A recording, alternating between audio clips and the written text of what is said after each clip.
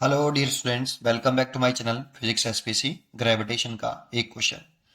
Which one of the following plots represents the variation of gravitational field with distance R due to the thin spherical shell.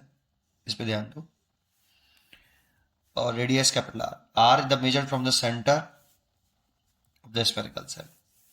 देखो, for spherical shell के लिए, solid sphere के लिए नहीं, अर्थ एक solid sphere होती है, उसके लिए नहीं है, अर्थ के लिए नहीं है ना। कई ग्राफ्स में अर्थ के हैं या स्फेरिकल सेल के हैं, दो ही चीजों के हैं। तो स्फेरिकल सेल के लिए, अर्थ के लिए नहीं है। Spherical shell that means hollow sphere है ये। ठीक है, इसके फॉर्मूले पर कंट्रोल होना चाहिए, बस फॉर्मूला आना चाहिए, ग्राफ बन जाता है फटाफट। जैसे एक स्फेरिकल सेल बना लिया मैंने, ये रहा। इसकी रेडियस कैपिटल आर मान ली और मास कैपिटल एम मान लिया, और आउटसाइड निकाल लें। और डिस्टेंस स्मॉल आर सेंटर से देखनी है। स्मॉल आर सेंटर से है, देखो। R is measured from the centre of the spherical shell. तो ये पॉइंट आउटसाइड है ए, तो पॉइंट ए पे निकाल लें। ए आउटसाइड है। ग्रेविटेशनल फील्ड कह रहा है, तो किसी किताब में ग्रेविटेशनल फील्ड का सिंबल जो है आई है, किसी किताब में ई है, और इस क्वेश्चन में एफ दे रखा है। एफ तो इंपॉर्टेंट नेम है, ग्रेविटेशनल फील्ड। और एक्सेलरेशन ड्यू टू ग्रेविटी कहता, वो अर्थ के लिए कहता, तो वो भी यही होती है। लेकिन ग्रेविटेशनल फील्ड आई, और ग्रेविटेशनल फील्ड, और इसके तीन सिंबल बना लिए मैंने ग्रेविटेशनल फील्ड के। ठीक है, तो हॉलो स्फेरिकल सेल के लिए लिख रहे हैं, तो इंटेंसिटी का फॉर्मूला मैं लिख लेता हूँ यहाँ, आई लिख लेता हूँ मैं, सिंबल मैं आई लिख रहा हूँ। तो जी कैपिटल एम ओवर आर का स्क्वायर। आउटसाइड ये होता है, स्मॉल आर यहाँ कैपिटल आर से बड़ा है। देखो, तो आउटसाइड किसी पॉइंट पर ग्रेविटेशनल फील्ड लिखनी है, तो ये रिलेशन है। और एट आर अगर बढ़ाते जाए, आर बढ़ाएंगे तो ग्रेविटेशनल फील्ड इंटेंसिटी घटेगी। और ये वेक्टर क्वांटिटी होती है, मैग्नीट्यूड लिख रहा हूँ बस मैं केवल। ठीक है, नहीं R is equal to infinite पर इंटेंसिटी कितनी हो जाएगी आपकी, जीरो। जब इन्फाइनाइट पुट करेंगे तब जीरो होगी। ठीक है, ये तो आउटसाइड वाली बात हो गई। अगर हम सरफेस वाली बात करें, द्वारा से मैंने ये हॉलो स्फीयर बना लिया जिसकी रेडियस कैपिटल आर है, मास है में, सरफेस पे निकालें। ये सेंटर से डिस्टेंस नापेंगे हमेशा, स्मॉल आर सेंटर से जिस पॉइंट पर ग्रेविटेशनल फील्ड इंटेंसिटी कैलकुलेट कर रहे हैं वहां तक की डिस्टेंस है स्मॉल आर। आप सरफेस पे निकाल लें, small R equal to capital R. इस जगह पे इंटेंसिटी होती है G capital M by R square. देखो, यहाँ आई का आर के साथ स्क्वायर के साथ इनवर्स रिलेशन है, यहाँ पे भी आई का आर के साथ स्क्वायर के साथ इनवर्स रिलेशन है, क्योंकि स्मॉल आर कैपिटल आर के बराबर है। ठीक है, ये वाला था। और इनसाइड की बात करें, ये हॉलो स्फीयर है बेटा, फॉर्मूले याद होने चाहिए। सॉलिड स्फीयर के फॉर्मूले अलग होते हैं बिल्कुल, है ना।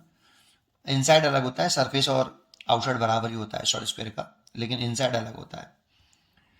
ये मास है, तो अंदर अगर किसी पॉइंट पे निकालना है, जैसे सी पॉइंट पे निकालना है स्मॉल आर, तो इनसाइड, जब स्मॉल आर छोटा हो कैपिटल आर से, तो ग्रेविटेशनल फील्ड इंटेंसिटी जीरो होती है। लेकिन ये हॉलो स्फीयर के लिए है, सॉलिड स्फीयर के लिए यही वाली बात बदल जाती है बस, केवल बाकी ये दोनों सेम रहते हैं। इसीलिए सोचो ग्राफ कैसे बन सकता है। अगर हम इसमें ग्राफ बनाने की कोशिश करें, नेक्स्ट पेज में बताता हूँ या यहीं बता देता हूँ। अगर हम इंटेंसिटी और डिस्टेंस के बीच में ग्राफ बनाए, ये सेंटर है, तो यहाँ पे तो स्मॉल आर जीरो है, यहाँ पे स्मॉल आर कैपिटल आर के बराबर मान लेता हूँ इस जगह पर।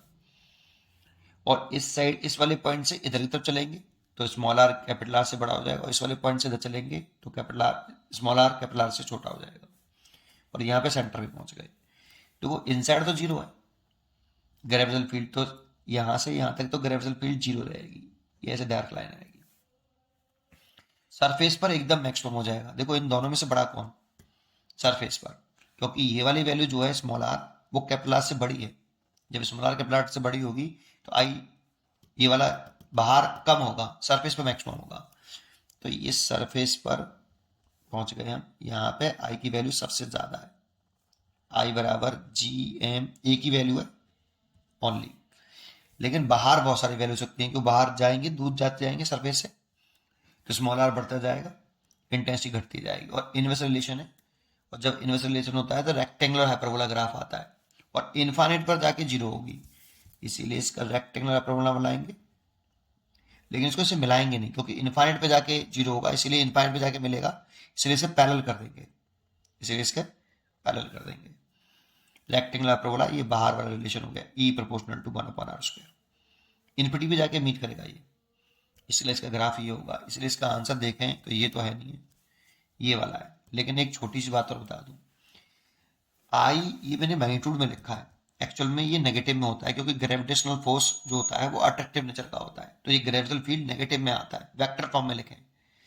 नेगेटिव में आई तो इसका ग्राफ जो है हमें एक्चुअल में, अगर इन दोनों में से चॉइस करने की कहे कि दोनों में से करेक्ट कौन सा है, तो मेरे को, मैं ये करेक्ट करूंगा, स्मॉल आर नेगेटिव वाला, इसमें आई नेगेटिव होगा, ऐसे बनाऊंगा, ये ज्यादा करेक्ट है एज कंपेयर टू इसके, क्योंकि ग्रेविटेशनल फोर्स अट्रैक्टिव नेचर का, तो इंटेंसिटी को वेक्टर फॉर्म में लिखते हैं तो नेगेटिव में आया था, मैंने मैग्नीट्यूड फॉर्म में लिखा है, मैग्नीट्यूड में प्लस का ही रहेगा।